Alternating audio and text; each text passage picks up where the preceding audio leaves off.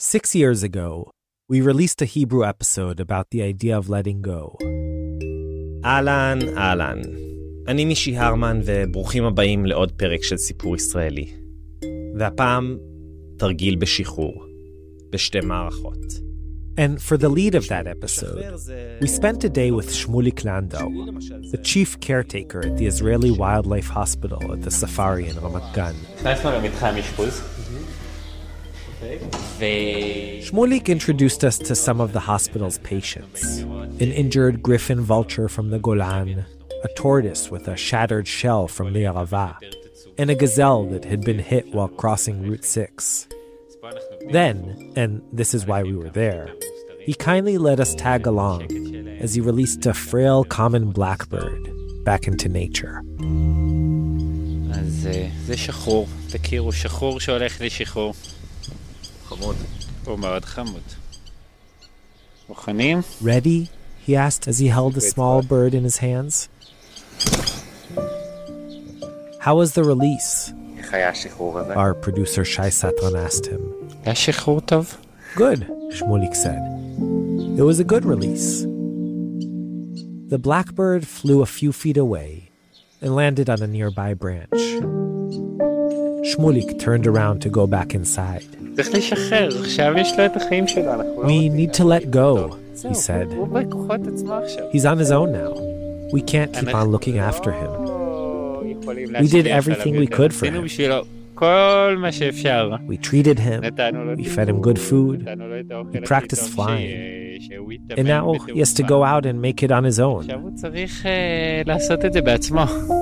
We did our part. As we were talking, the blackbird took off, and within a few seconds disappeared out of sight. A somewhat unceremonious end to this supposedly dramatic act of letting go. But that blackbird, Shmulik made sure to tell us, was lucky. Most wild animals that come his way, he said with sad eyes, will never be released back to nature. They just wouldn't make it. So reluctantly, Shmulik and his colleagues put most animals they receive to sleep. We understand, he said, that that's just what's best for them, unfortunately. We gently asked whether that was also a form of letting go. But Shmulik, he didn't see it that way. I wouldn't call it a release, he said. It leaves you with more of a heavy heart, a stone in your heart, really, than a feeling of having let go. Shai pressed him on this. Maybe it's not a release into nature, he suggested, but you are releasing the animal from its pain. Shmulik agreed with that, and then told us something we later realized we had only partially understood.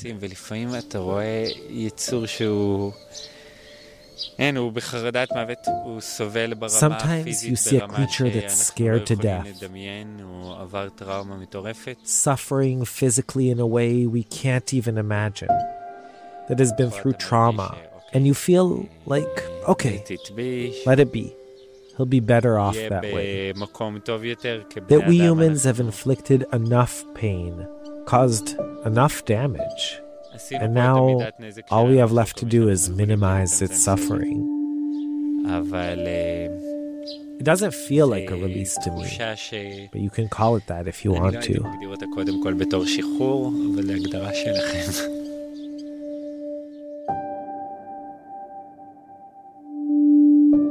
Hey, I'm Mishi Harman, and this is Israel Story.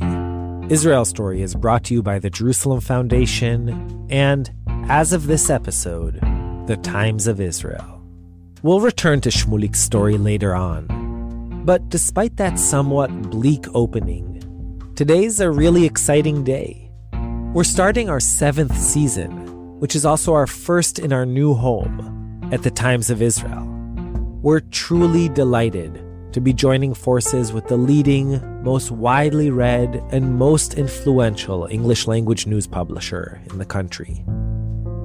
And this season, we have all kinds of amazing tales to tell of folks living different lifestyles with different beliefs and in different contexts.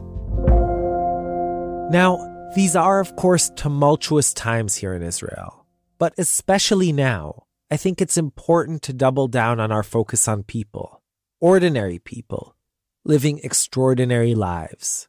Because at the end of the day, once we're all done fighting and protesting and calling each other names, we'll also have to live together. And given that, we might as well know who we're living with. So this season we'll meet clowns at demonstrations and Air Force pilots in captivity. We'll attend a tragic funeral in Beersheba and sit in on an incredibly bizarre first date in, of all places, our very own studio. We'll play therapeutic rounds of Dungeons and Dragons and place mega expensive and complicated long-distance phone calls. And we'll also have one giant and still secret audio project for Israel's 75th Independence Day. This season we'll cry together and laugh together and get angry together. But whatever the emotion might be, we'll be together. And that, at least to me, feels very, very good. All right, let's start. We chose to open our season with a theme that actually isn't grounded here. A theme that can spread its wings and fly far, far away. Our episode today, Free as a Bird. We'll be right back.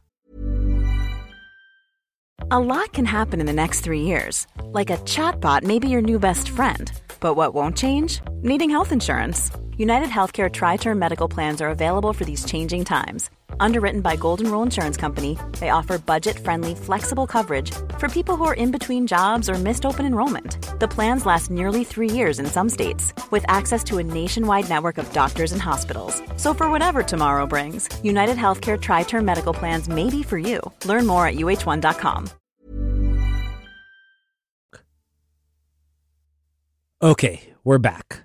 New season, new stories. Let's begin. Our episode today, Free as a Bird, has stories that are ostensibly about birds, but are really about the heights to which the human spirit can soar and the depths to which it can plunge. Act 1, Honorary Birds. Here's Adina Karpuch. On the morning before Passover, I left my Jerusalem apartment and headed down Gaza Street. Evidence of pre-holiday cleaning, open packages of pasta, half-consumed loaves of bread, and tins of microwavable Quaker oats were strewn along the sidewalk. It was still quiet outside, and save for a honk here or there, it was just me and the birds. Oh, listen to that one. I think it's going to be a good day. Day for birding. I was on my way to the Jerusalem Bird Observatory, which is right across the road from the Knesset's Rose Garden. And when I arrived, just before 7 a.m., the day's activities were already in full swing. Teenagers in cargo pants and hiking boots were entering data points into a computer. A gaggle of little girls crowded around a tall, bald man with a tiny bird in his hand. But I wasn't there to learn about migratory patterns or mating calls. Instead, I'd come to hear a story about the 3 friends who run this place. The bald guy, Amir. My name is Amir Balaban.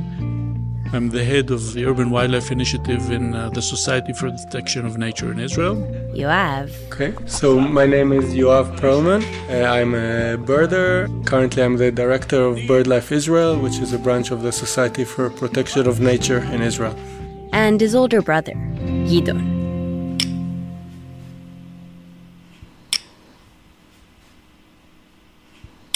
I am Gidon Perlman. Their story begins back in 1975. 11-year-old Amir was bored, restless, and feeling adventurous. A dangerous trifecta, if there ever was one. In those days, it was either soccer crack, chess, or birding. Yeah, birding. This new ornithological addition to the after-school landscape of mid-70s Jerusalem was the passion project of a young zoology grad student. Okay, my name is Yossi Leshem. Some people say that I'm the craziest guy because I'm always doing what I want to do, but I think this is my advantage. And what he wanted to do was make the boys and girls of Jerusalem fall in love with birds. So he opened the city's first and only birding club. You have always to think out of the box. The club attracted a bunch of nature nerds who'd follow Yossi into the woods armed with binoculars. It was a small-scale operation. Then, one day, Yossi got an unusual call. The man on the other end of the line told him that there is a young boy that is raising a falcon at his home. A young boy raising a falcon, a wild bird of prey, in his bedroom. And that young boy? None other than our rambunctious sixth grader, Amir. I was always a troublemaker in school, so together with a few friends, we robbed the nest. Now, it was, and still is, illegal to capture and raise falcons. But none of that seemed to matter to Amir and his friends. They divided the chicks between them and thought they had gotten away with it. But it wasn't a perfect crime because the flat owner knew me. A neighbor noticed what was going on and decided to teach the boys a lesson. So he called the SPNI. That's the Society for Protection of Nature in Israel. And they told them, talk to Yossi Leshem. The guy phoned Yossi, the zoology grad student, recounted the story and asked for help. Yossi, totally outraged, called up Amir and demanded that he release the poor falcon chick at once. But Amir, quite the daredevil, promptly refused. Yossi had no other recourse than to call the cops. I told the police, come and confiscate it because it's against the law. The cops summoned Amir to the station. And I was fingerprinted as an 11-year-old. That's quite an experience. As for his punishment, I told the policeman, listen, he's a young guy. He doesn't understand what he's doing exactly. Tell him that if he releases the falcon, then the only thing will be that he can join the bird club and he will see that we have to protect the bird and not put them in a cage or hold them at your home. With the alternative being criminal charges, Amir reluctantly joined Yossi's birding club. And to his surprise, what happened was that I turned from a hunter into a conservationist. Amir liked it so much that he stayed on, long after his unofficial punishment time was up. He soon became Yossi's protege, and even started guiding younger kids as a birding counselor. It was then, in the early 80s, that two scrawny and enthusiastic brothers showed up. 11-year-old Gidon and 8-year-old Yoav.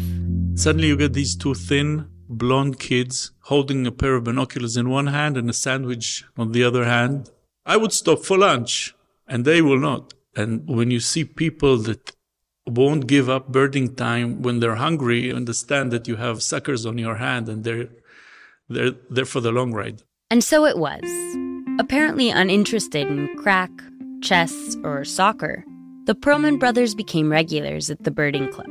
Here's Yoav, the younger of the two. I must admit that in the first years, Gidon, I think he looked at me as the annoying young brother and he didn't really want me to join the group, but I think he understood that I'm not giving up. And from quite a young age, we spent a lot of time together birding and trained together. Emil taught them how to ring, a monitoring method which involves trapping birds in nets, taking their measurements, and placing a metal ring with the serial number on one of their legs before releasing them back into the wild.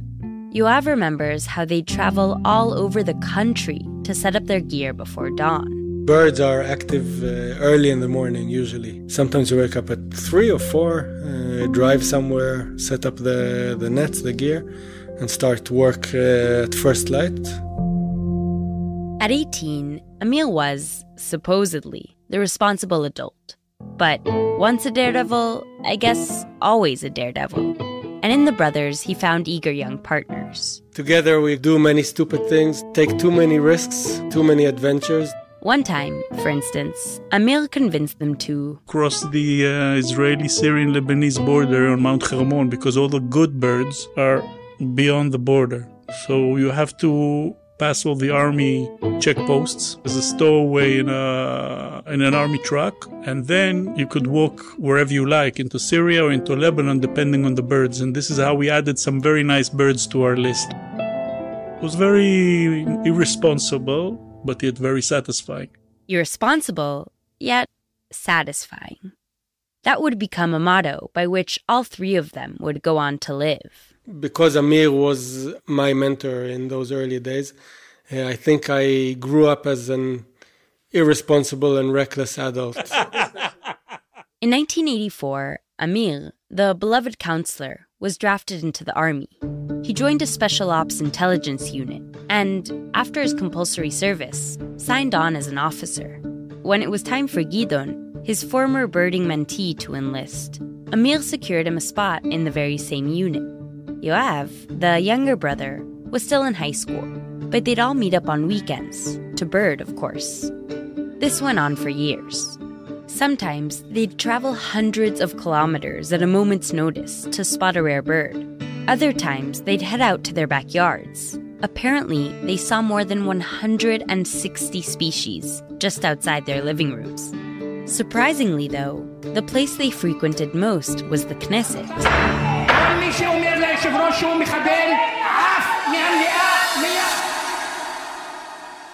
Or, well, right outside of it. During one of those visits, on a clear Saturday morning in April 1994, they were setting up their ringing nets near the Rose Garden, just as they'd been doing for years. It was a beautiful spring morning, first round, net number 1, and I saw this little bird, and it had a ring. And I said, wow, we haven't ringed here for at least 2 weeks. I wonder if it stayed 2 weeks. It was a lesser whitethroat, a small warbler with a gray back and white underbelly. And I remember reaching for the bird, taking it out, looking at the ring, and just freezing. To their amazement, this wasn't a bird they'd ringed 2 weeks earlier, or, for that matter, ever. The bird had been ringed 3,300 kilometers away, in Sundra, Sweden. And for all you non-birders out there, Amir explains that catching a bird with a foreign ring is rare. Very rare. I don't know if you believe in omens, but it was like an omen. Come spring, birds like this lesser whitethroat would voyage from their Saharan winter to a cool Scandinavian summer. Jerusalem was a mid-journey pit stop. Amir, Gidon, and Yoav, you see, were standing in the middle of one of the world's busiest intercontinental avian highways. Clearly, they thought to themselves, this was the place to set up a toll booth. And that's how the Jerusalem Bird Observatory, or JBO, was born. That was the start of the path. Somehow, the three passionate friends managed to convince the state to hand over an 1.5 acres of prime real estate between the parliament and the Supreme Court. Yeah. Imagine the U.S. federal government giving 3 amateurs in their 20s a plot of land on the National Mall. But that's exactly what happened. And almost immediately, the trio assembled a team, built an artificial pond, planted trees, and constructed a bird hide. They transformed a dilapidated storage room in the Knesset's backyard into the offices where, almost 30 years later, I would meet them on that pre-Passover visit. Instead of a derelict asbestos hut, we converted it into a research station and educational facility. We're sitting actually where the tractor and all the herbicides were kept. Today, Amir told me, we have about 50,000 paying visitors for guiding services every year. And I would say another 50,000 or even more that just pass through in the afternoons, Shabbat, Amir, Yoav, and Gidon spent a lot of time and energy making their JBO dream a reality. And they assumed this is how things would always be. Researching at the observatory and birding out in the field. Sandwiches in one hand, binoculars in the other. But a few years in, Gidon, the older of the two brothers, threw a wrench into those plans. I remember we guided a young ornithological trip to Eilat. And on the way back, he told me, listen, I decided to go and study medicine.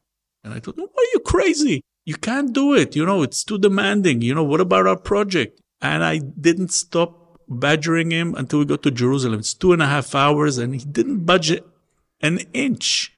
Despite Amir's pleas, Gidon enrolled in medical school. And he proved me wrong. But even so, Amir never stopped complaining. When he became a doctor, that also I said, listen, you're saving people. It's not ecological to save people. Nature has to do its course. You have to let them die. You're working against us. No, he has to save people. Gidon promised Yoav and Amir that he wouldn't give up birding. And he kept that promise. Between rotations and shifts at the hospital, he joined them out in the field to ring. Gidon can do 8 things at once, but that's Gidon. He's one of a kind. As they each advanced in their respective careers, Yoav and Amir in wildlife conservation, Gidon in medicine, birding always remained the glue. They each got married and had kids, but at heart, they were still just 3 pals on a never-ending birding odyssey. Life was good, stable. Yoav worked at the SPNI, Amir headed the observatory, and Gidon climbed the ranks of the medical world. In March 2015, he was offered a prestigious fellowship in cardiology at St. Paul's Hospital in Vancouver, Canada.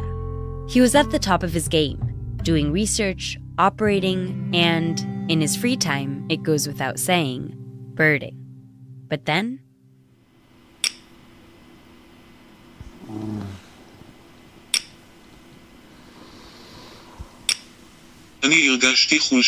I started to feel weak. That's Gidon.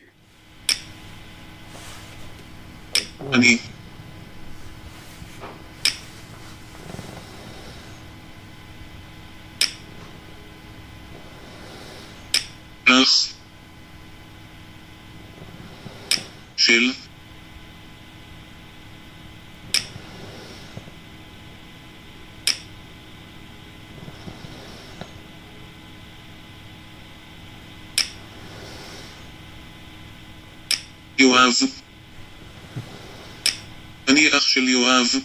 I am Yoav's brother. Gidon started feeling a sharp pain in his right leg. And when it wouldn't go away, he, begrudgingly, got it checked out. After all, he was in Vancouver to be the doctor, not the patient. But after weeks of tests and medical exams, the verdict came back. ALS. I remember the moment. It was a late-night call, and I understood that something is going on. That's Yoav, who received the news from their father.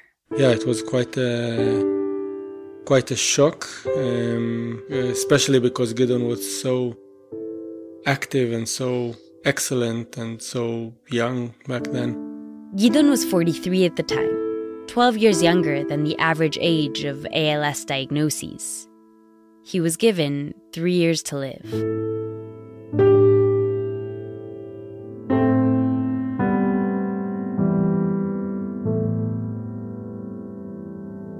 It's now been 7. Gidon can no longer speak, at least not with his mouth. To communicate anything more than a grunt, he uses an iPad, staring at each character on the keyboard long enough for it to recognize his gaze. Every letter, let alone word, takes significant effort, and his articulation is extremely slow. Not because his mind is sluggish, but rather because the technology attempting to replace his mouth simply isn't there yet. Those clicks you hear between each of his words are the sound of him typing, with his eyes, that is. I've condensed them here for the sake of time, but you should know that a simple sentence, I'm Yoav's brother, for instance, can take a full minute or more. And that hum you hear in the background? Those are the various machines that allow him to breathe and cough. Or in other words, keep him alive. Amir and Yoav told me that many ALS patients choose a certain red line, beyond which they aren't willing to go on with their treatment. For some, it's the feeding tube. For others, it's intubation once breathing independently becomes impossible. But Gidon took a different approach.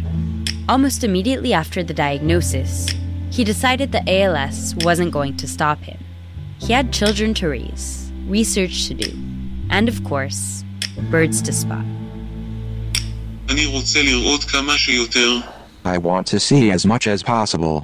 ALS or not, he was determined to crisscross the globe and track down as many birds and other rare species as possible. We actually decided that we're going on this big cat quest. A big cat quest. Why? Because, as Yoav claims, big cats are something special. They're like honorary birds. Honorary birds.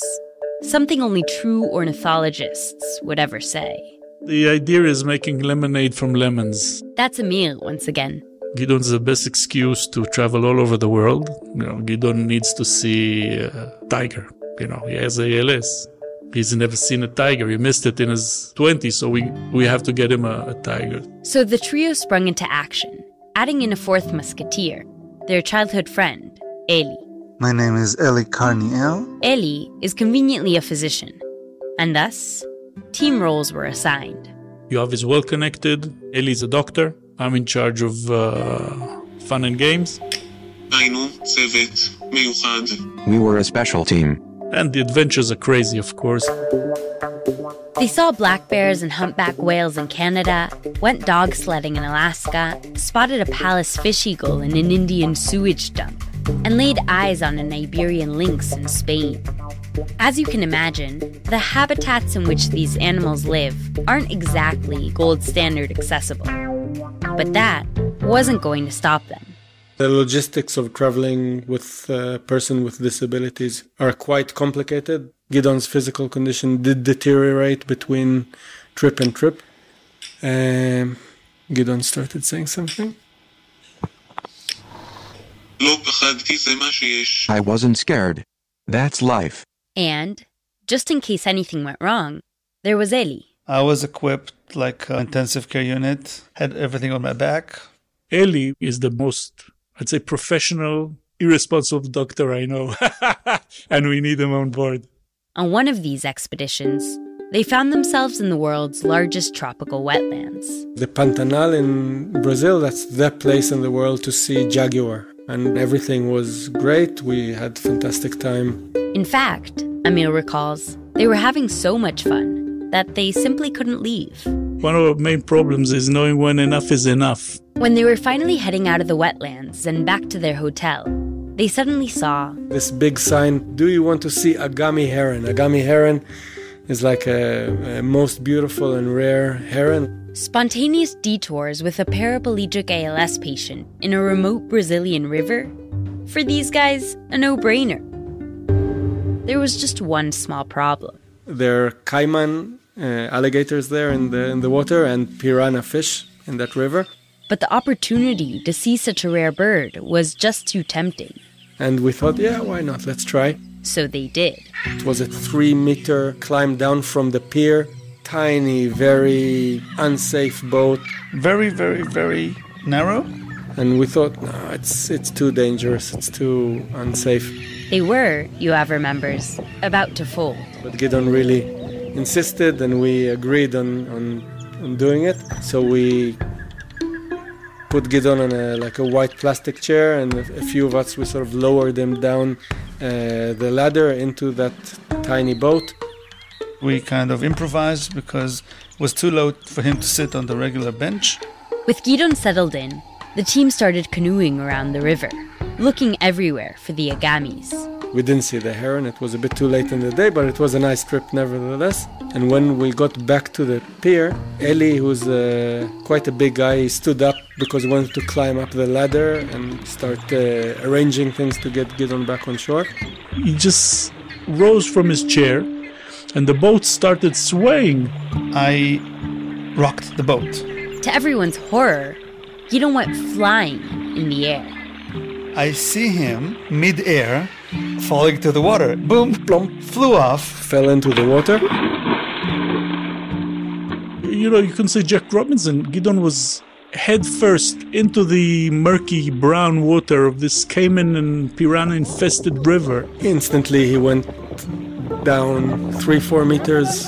And he just disappeared. He can't help it. You have the dilemma, is this over or not? And I just remember seeing Noga's face. Noga is Gidon's wife. In front of my face when I come back to Israel and I tell her that Gidon drowned in a river in Brazil, and without having a second thought, I jumped in. Amir and Eli, instantly, they jumped after him. I had my passport on me and my phone and everything. It was quite scary, but they managed to get him out. We took him to the shore. All's well that ends well? Not quite. Here's Amir.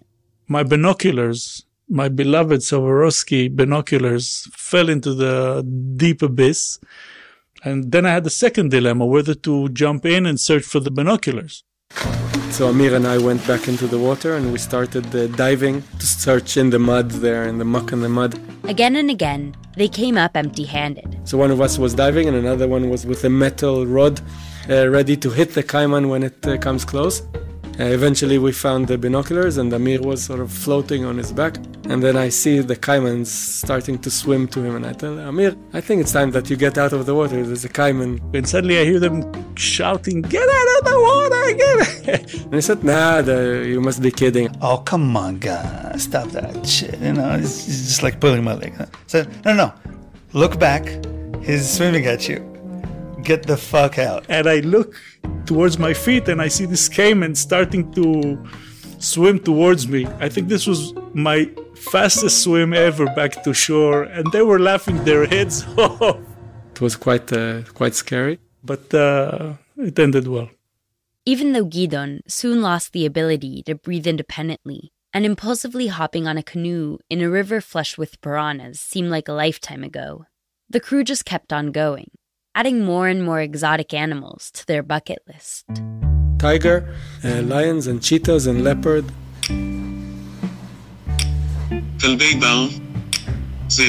Wild dogs and wolves. When flying abroad it became impossible for Gidon, they shifted to local adventures. Yeah, so in July we went to the Kinneret. We created the pyramid of rafting boats that could sustain the weight of 4 adults and a 120-kilo wheelchair. I think since the miracle of Jesus walking on water, never has the Sea of Galilee seen a crazy sight such as this.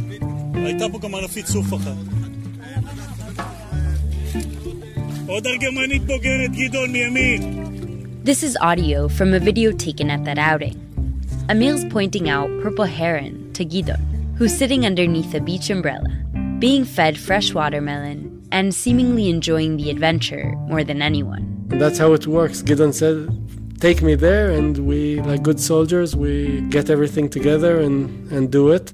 A theme in whatever we do is that if you get a bad card, do something good with it. Agreed.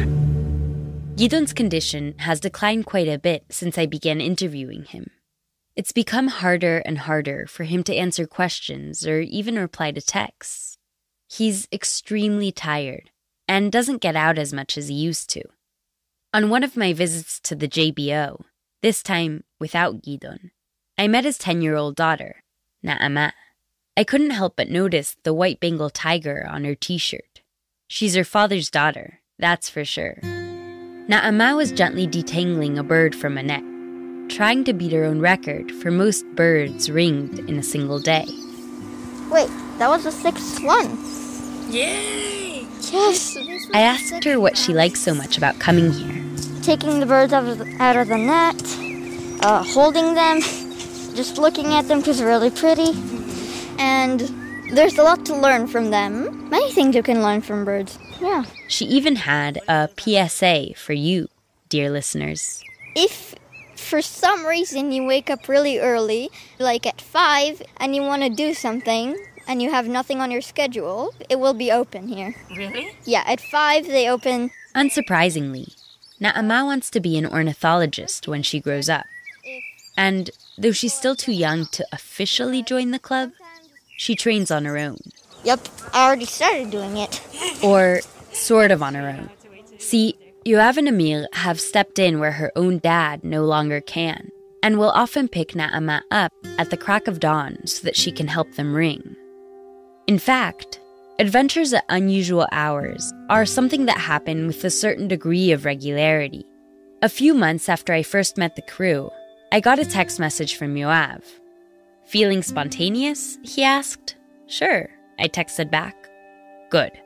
Later tonight, we're heading into the desert. Gidon wants to see a certain kind of rare fox. You in?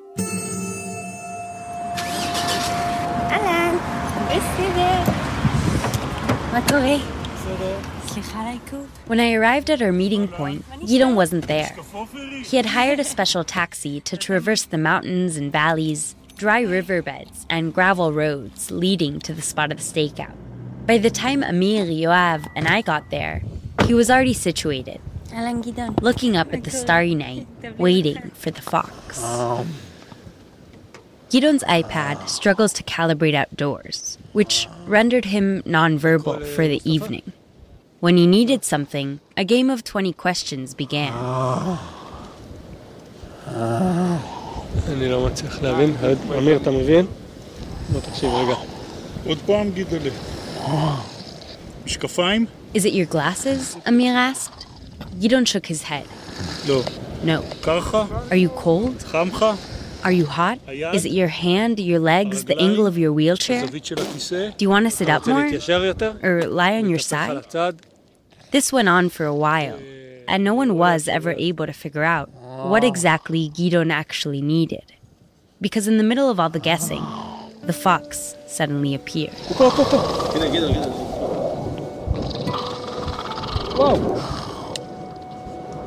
Yoav asked his brother if he managed to see it. A huge smile spread across Gidon's face. Yes, he had. A few days later, back in Jerusalem, I asked Amir if they ever think about slowing down for the sake of Gidon's safety. He seemed amused by my question. What's the worst that can happen? That he will die? He was expected to have 3 years. He's now running into 7. Gidon's not going to give up easy. And do you think about the day after? Yeah, like everybody else, my day after, your day after, all of us are going to have a day after. So I'm not much, worried about it or giving it much attention. It'll come. It'll have its bad side. It'll have its good sides. When Amir said that Gidon's death will have its good sides, I assumed he was referring to the sense of relief that can often accompany the end of a loved one's battle with a long and debilitating disease. That feeling that they're now at peace, that the suffering is over. But Amir, what can I say? He's a naturalist, through and through. Remember, at the end of the day, every person alive is bad for conservation. We need to die. We need to make room. Our body has to decompose. We need to release the energy we're taking for something else in order to create life. It's a cycle of life. So if you get a long ride, it's not always good. If you get a short and happy ride, that's the best. The mentality and what we're trying to achieve, as long as Gidon is with us, is carry on doing what we like. Full steam ahead.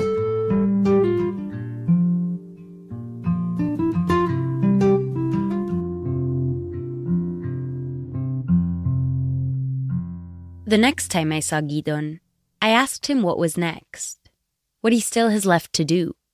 Yoav took a moment to wipe the saliva that had run down his older brother's chin so that he could answer me more comfortably. Gidon looked at me, then he looked at his brother, smiled mischievously, and started to type.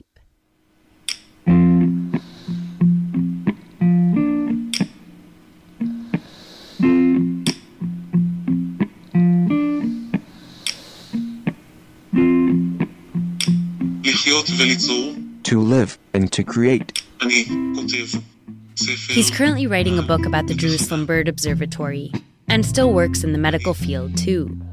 He continues his research at Hadassah Hospital and is developing cardiovascular stents at a company called Medinol. Just recently, they released a new coronary stent, the Pearl, named for its lead scientist, Gidon Perlman.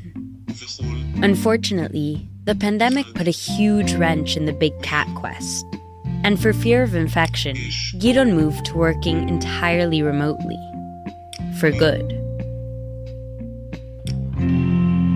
The one place he still frequents, though less and less these days, is the observatory. On my last visit there, I found him sitting in his fancy electric wheelchair. looking up at a large computer screen. Two young ornithologists next to him were entering observation data into the system, while Emil was teaching a group of kids how to release ringed birds back into the wild. 6, 5.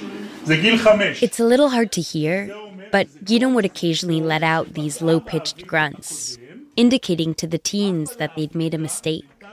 Amir, his interpreter, would stop whatever he was doing to explain to them what Gidon meant. Meanwhile, Yoav was ringing on his own nearby.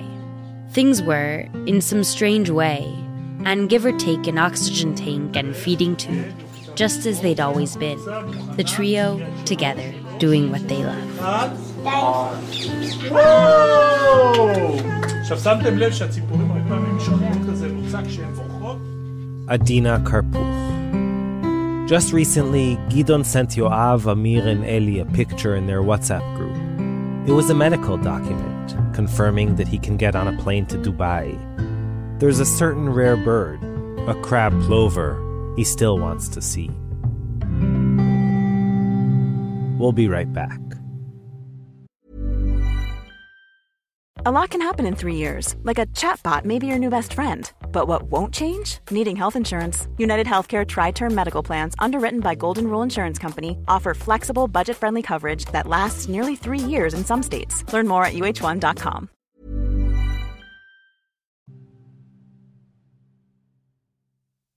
We released the Hebrew episode that included our visit with Shmulik, the chief caretaker at the Israeli Wildlife Hospital, whom we met at the top of the hour, in January 2017.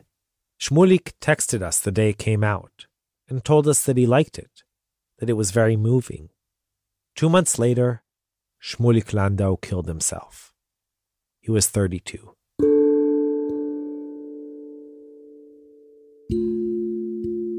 When we re-listened to what he had told us about injured animals,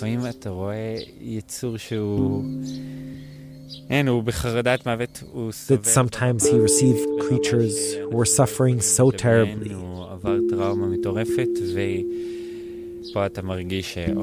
that he felt, okay, let it be, let's end their pain.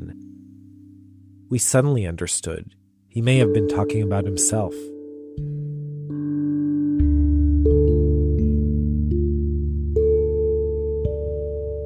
כשאני שומע את מה ששאלת אותו, יש לי צמרמורת. When I listen to what you asked him then, I shiver. כי זה ממש לשאול אותו לגביו. Because without knowing it, you were asking him about himself. That's Shmulik's older brother, Eli. וזה ממש הדילמה שהייתה לו כל הזמן. That was exactly the dilemma he lived with all the time, whether to give up or to continue to fight. שמואל ניסה המון שנים לחיות. For many years, Shmuel tried to live. וניסה המון שנים למות. And for many years, he tried to die. The successful attempt which ended Shmulik's life hadn't been his first. For years, he struggled with eating disorders and sadness, and though it was never officially diagnosed, a borderline personality disorder. He was the youngest of 6 children in a very religious family. Today we'd call them Chardalim, or nationalist Charedim. He grew up in Kiryat Moshe, a religious neighborhood at the entrance to Jerusalem.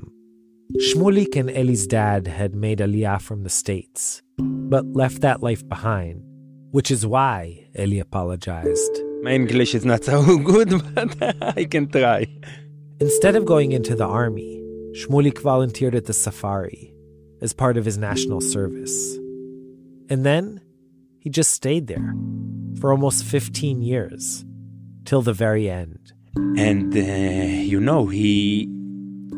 he keep a normal faith and normal life outside. And his way to survive. I think so, To be meaningful, to be for animals and people as well. That's Sarah, Eli's wife, Shmulik's sister-in-law. הוא ניסה הרבה מאוד פעמים להתאבד. Look, he tried to kill himself many times. And to get up after a suicide attempt and try to go on with your normal life.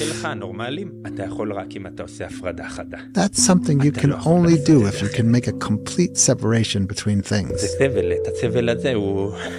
הוא הפסיק בסוף. You can't do it any other way. It's just too painful. And that's the pain that he ultimately ended. I can understand that, but we're the ones left behind.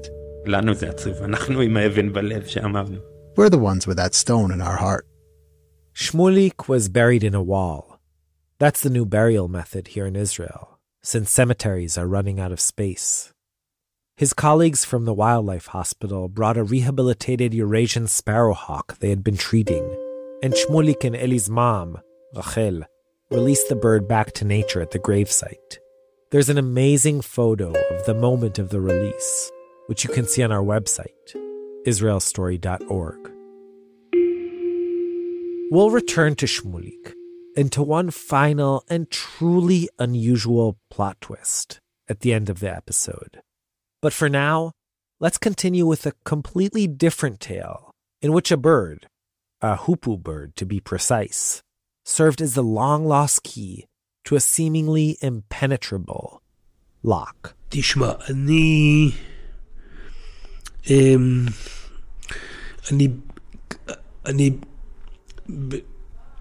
אני לא יכול. Look, I can't. That's Doron Nesher. Back in the 80s and 90s, you basically couldn't turn on the radio or open the TV in Israel without encountering him.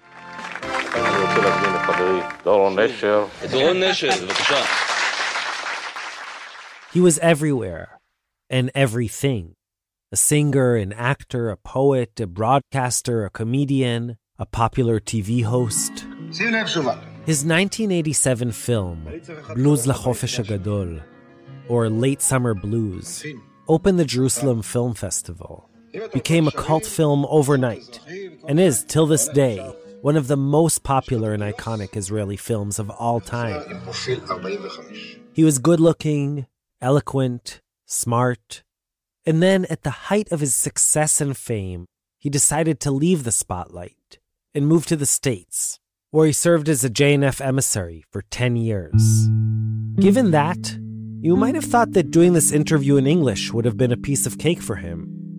But גם את האנגלית שלי שכחתי, וזה לא סתם שכחתי. I forgot my English.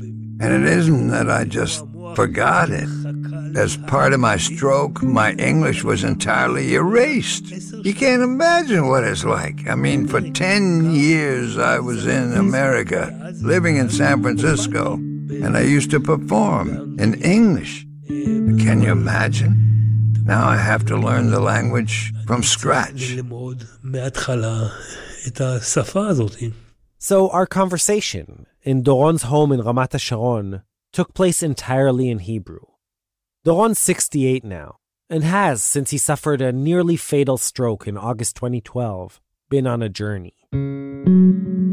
One in which he's rebuilding himself, re-finding himself, discovering who and what makes up Doron Nesher. ועדיין אני לא יודע מי אני. And I still don't know who I am. אני לומד את הכל מההתחלה. I'm learning everything from the start. The stroke, he says, was the defining moment of his life. זה רעידת אדמה. It's like an earthquake. שהורסת הכל. It devastates everything. עכשיו, and now my right leg and right arm are paralyzed. But my greatest difficulty is my aphasia. הקושי הגדול שלי זה האפזיה. Aphasia can refer to many different things, but in Doron's case, it's an inability to formulate language, to retrieve certain words. אם אני רוצה להגיד לך משפט פשוט, if I want to say a simple sentence, אני יכול להגיד לך, I can. Things like, I want to eat. אני רוצה לאכול. I'm tired. Or I'm hungry. אני עייף, אני רעב. All that's okay. בסדר. But if I want to say a more complex sentence, like the ones I'm using now, it's hard. It requires endless concentration. And if, for example, I want to use a word I haven't said in a while, you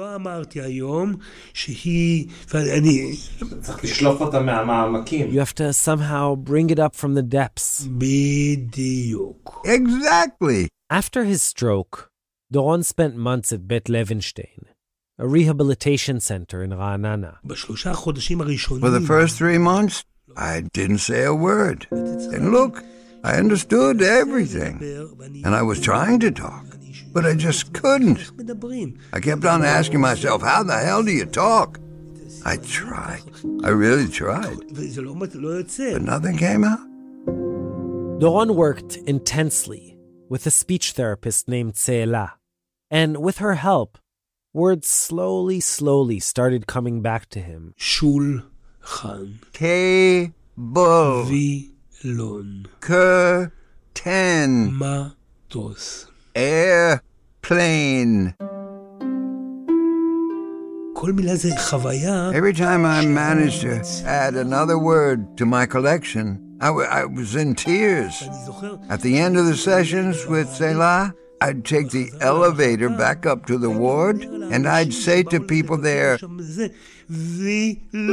curtain, and I'd cry, curtain.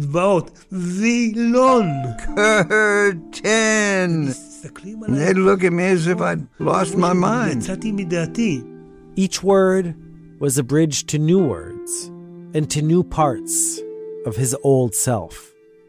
Getting there, arriving at each new word, forced him to dig deep into his past and into his subconscious world of associations. But certain words just wouldn't come. And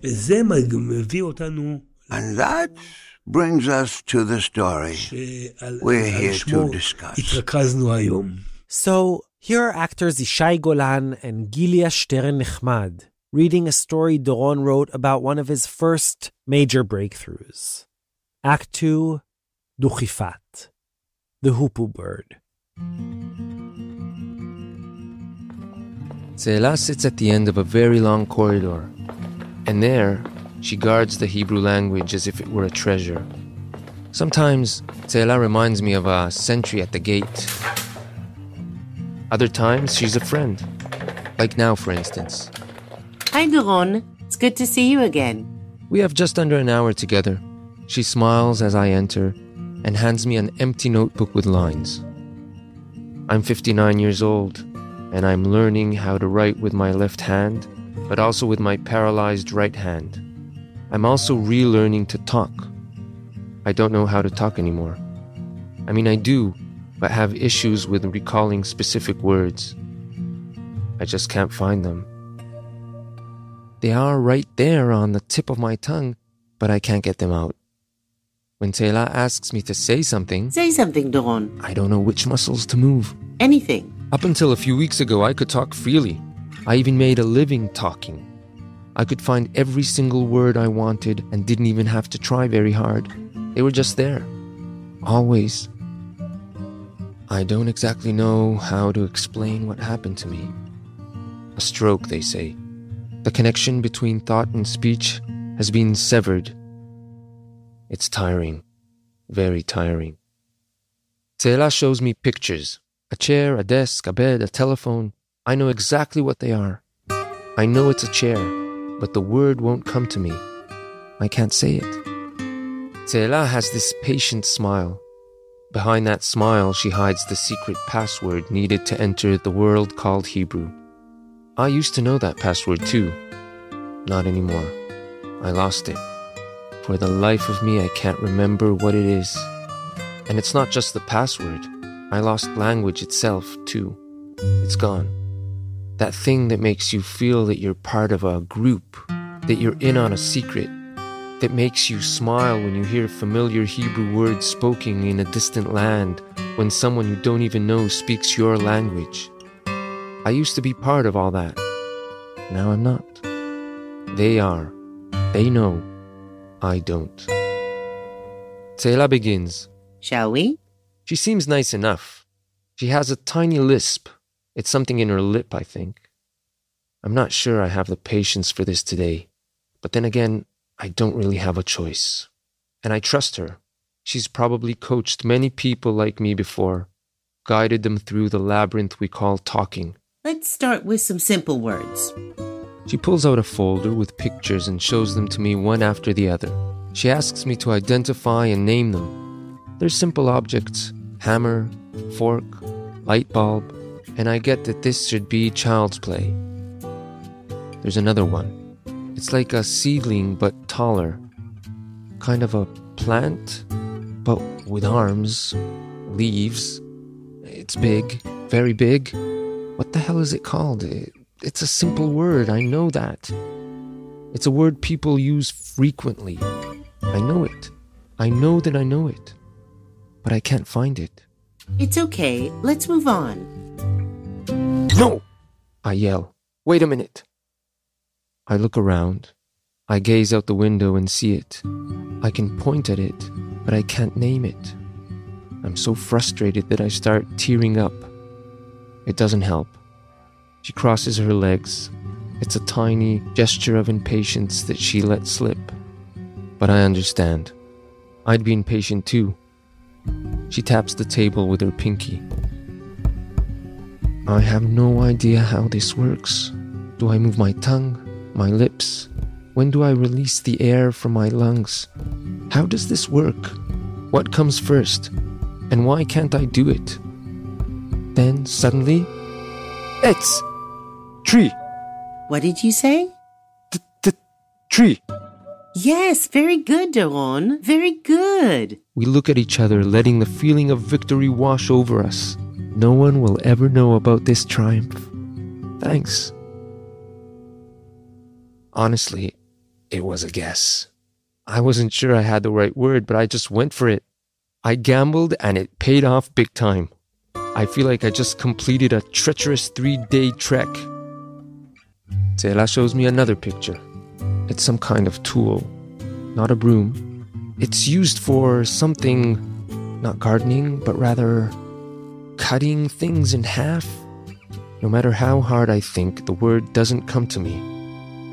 I can see 2 workers holding this object at each of its ends.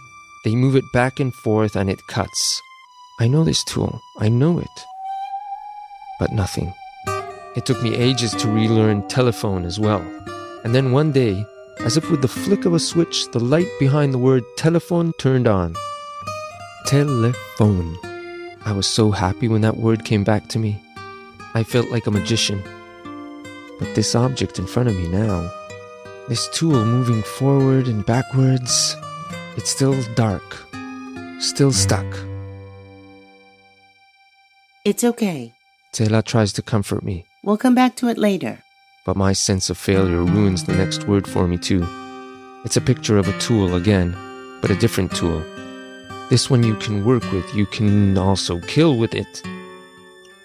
I close my eyes and try to concentrate. I can hear Tseila say something, but I gesture to her with my hand. Just give me a second. I have to solve this one. Then, all of a sudden, out of nowhere, she starts yelling at me. If you don't get this in 10 seconds, you will pay for every single word you forget. Do you hear me? Do you understand what I'm saying? She has a glint of crazy in her eyes. Behind each card there's a number. If you get a word wrong, that's the number of days you'll spend in solitary confinement. I wake up. It's okay. Tseila smiles as usual. Do you want to stop for today? How long have I been sleeping? Just about 2 minutes. That's it? Yeah, it's okay, really. I know how taxing this is. Why don't you go wash your face? I do. The cold water calms me down. I'd like to give it another try. She picks up a card. There it is. That tool again. The 2 workers. Say whatever comes to mind. Tseila encourages me. Just blurt it out. I stare at the picture and try. I see a nice man. A builder. He's got a tool belt with all his tools dangling around. He's making these motions, back and forth, back and forth. He's working very hard. It's a different word, a special word. In the mountains. Say whatever comes to mind. I force air out and exhale.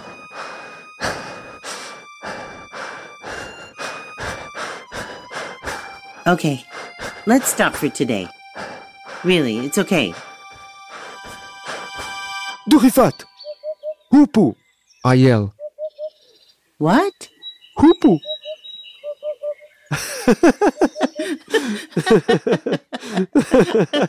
I burst out laughing. Tselah's laughing too. Why are you laughing? I don't know. Do you know what a hupu is?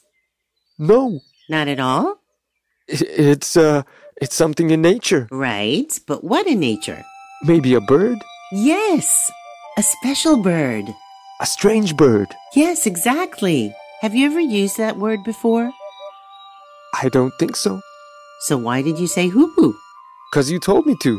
You said, say whatever comes to mind. And that's what came to mind. Have you ever seen a hupu bird? I think so. When? At school. When you were a boy? Yes. And what did you think when you heard that word? Hupu. I'm not sure. Just that it's a special word. Special how? It's different from all the other words you've asked me to say. It's more special than desk or chair. It comes from far away, from a high place, a distant land, where houses are made out of logs, where builders mark the wood with pencils they keep behind their ears. I'm exhausted. Sorry again for falling asleep. I close the notebook with the lined pages and slide it into my bag. She puts away all her tools, the hammers, the ladders, the trees, and pencils. All I want is to go to bed. I turn my wheelchair towards the door, but stop before I leave. Did you forget anything? Doron? Suddenly, I see a man from long ago. The man who played that tool as if it was a musical instrument, even though it wasn't a musical instrument at all. He was holding it between his knees, bending and strumming it with a bow, getting it to produce all kinds of weird sounds. It was in Kibbutz Ramat HaKovesh. I now remember. I was there filming. All these kids were sitting around him. They were wearing orange t-shirts. Maybe it was a summer camp. It was a group, and they had a name.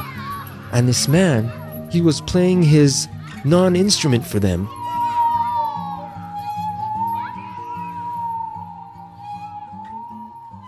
Doron, is everything okay? That man, he was playing a saw. What did you say? A saw. He was playing a saw. And those kids, they were a group of scouts, and their group, it was called Duchifat, Hupu. That association between the word maso or saw and Duchifat or Hupu dated back to 1981, more than 30 years before the session in Tselah's office. Doron had been shooting a scene for a film on the main lawn of Kibbutz Ramat HaKovesh. There was a group of kids. Their group's name was Duchifat. Duchifat, or Hupu, is Israel's national bird, by the way. And in the middle of the group was a man playing on a saw. עכשיו תשמע. אתה מבין? Now, listen. You have to understand that association between a saw and the word Duchifat was buried there, somewhere in my subconscious. זה הכל בלא מודע. Since 1981. הייתי בשוק. I was shocked.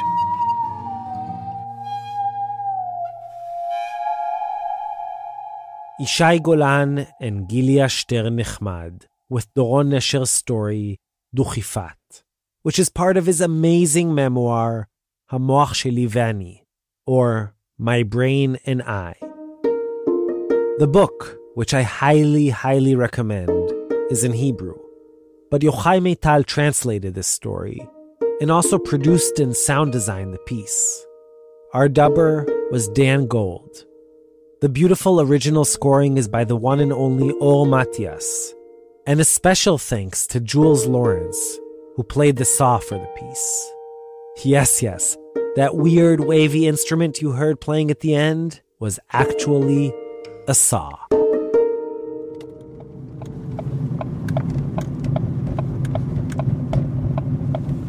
Okay, we are here at Har HaMenuchot Cemetery in Givat Shaul in Jerusalem, trying to find the right entrance. Continue straight. So I promised you one last chapter, one final twist in the tragic tale of Shmulik Landau, the chief caretaker at the Israeli Wildlife Hospital at the Safari in Ramat Gan, who, several months after we spent the day releasing wild birds with him, took his own life. Sharp left. Your destination will be on the left. Okay, here we are. Let's go.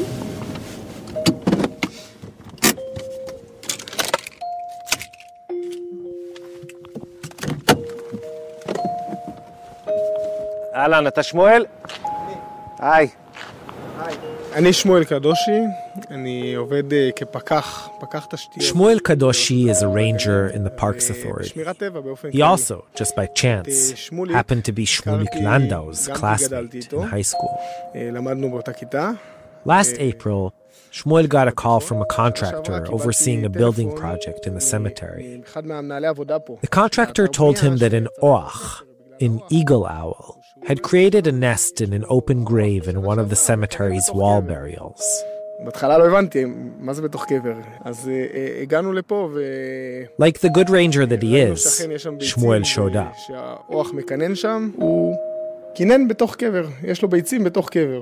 Just to discover that this eagle owl had indeed made its nest and laid 5 eggs in an empty grave right above Shmulik's final resting place.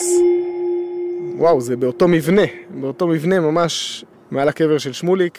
Eagle owl nests are rarely spotted, Shmuel told me, especially within a city.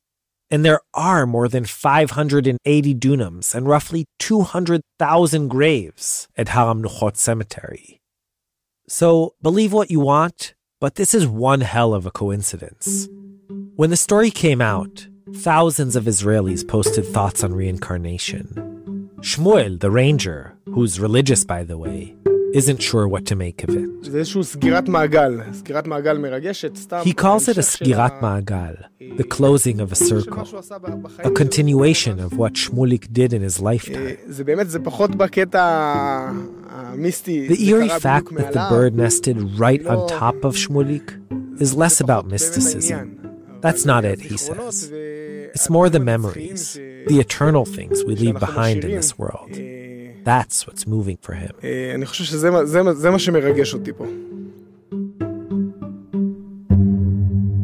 Eli, Shmulik's brother, basically agrees. I have to say that it is not exciting me, the story about the bird, because, he could be anywhere. Eli's wife, Sarah, Shmulik's sister-in-law, sees it differently. I just want to say one thing that is very important to me about the bird and the nest. Because Eli doesn't believe, he doesn't understand what is a big issue about this nest. But I believe that people want closure.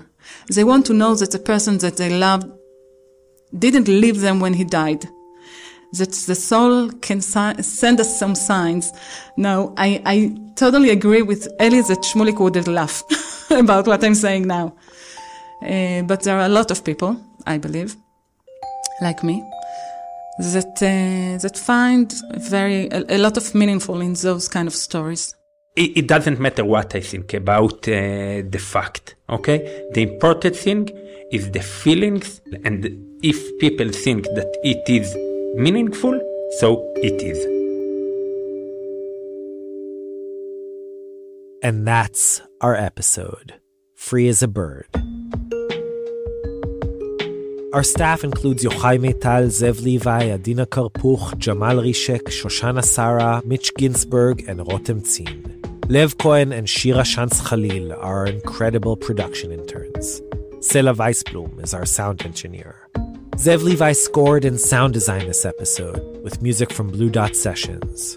Thanks to David Horovitz, Mick Weinstein, Theo Cantor, Shlomit Berman, Matt Littman, Shai Doron, Roni Elias, and Sasha Foer.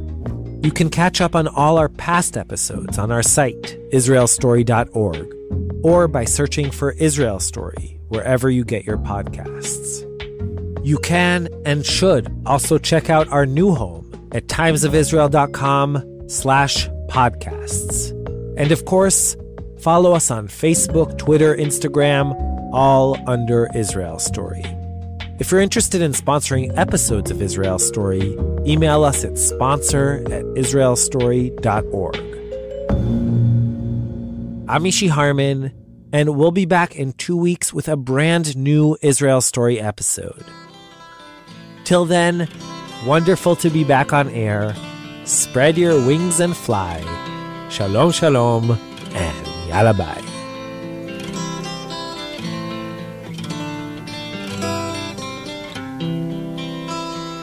אילו ציפורים אשר עפות מעל הים, אילו ציפורים היו דוברות כבני אדם.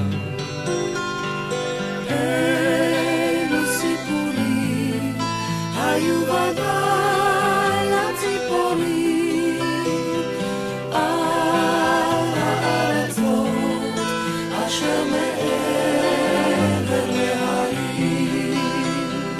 כל חופי המלך, כל אגמי התכלת, כל הרכסים המושלגים, כל ימי הפלך שחלפו בדרך, כל השבתות והחגים.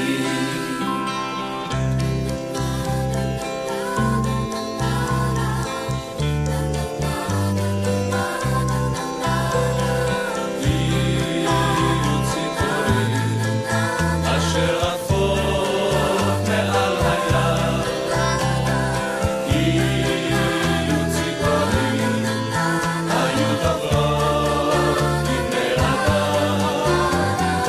אילו מין שירים היו ודאי לציפורים. איזה קרנבל היה לכל המשוררים. כל ירק היער, כל חשקת הזהב, כל חדרת הקיץ בלבבות, זו אשר הופכת לצירי שלכת של האהבות הנכזבות.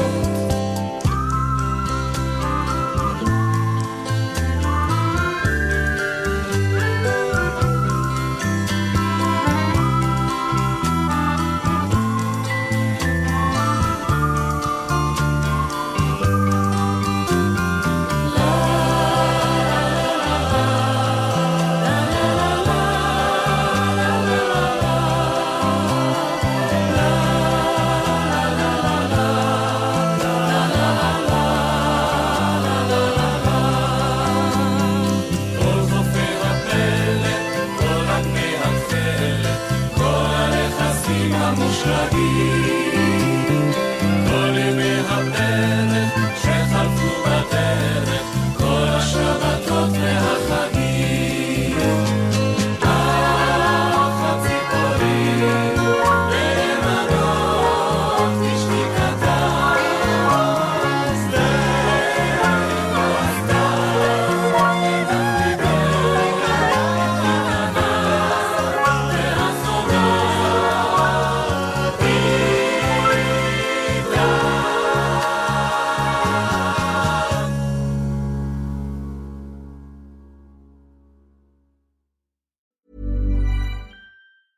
Tired of ads barging into your favorite news podcasts?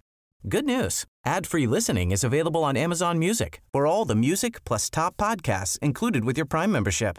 Stay up to date on everything newsworthy by downloading the Amazon Music app for free or go to amazon.com/news ad free. That's amazon.com/news ad free to catch up on the latest episodes without the ads.